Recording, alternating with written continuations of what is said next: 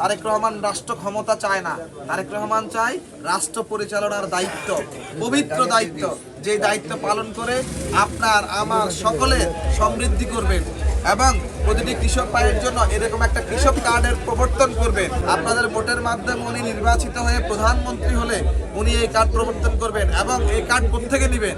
এই কার্ড আপনারা গ্রহণ করবেন উপজেলা নির্বাহী অফিসারের কার্যালয়, কৃষি অফিসারের কাছ থেকে। এবং আপনারা এই কার্ডের মাধ্যমে কি কি পাবেন? আপনারা পাবেন বিনামূল্যে সার, ন্যায্য মূল্যে সার, বিনামূল্যে বীজ, ন্যায্য মূল্যে কীটনাশক। আপনারা পাবেন সহজ শর্তে, কোনো শর্তহীনভাবে বিনা সুদের ঋণ। এবং যে কৃষি অফিসার উনি যাবেন, গিয়ে বলবেন আপনি কতটুকু জমির উপর চাষ করছেন, আপনার সকল উৎপাদিত ফসলের পরিমাণ কি হয়, সেটা সাধারণ মানুষের কি কাজে লাগে।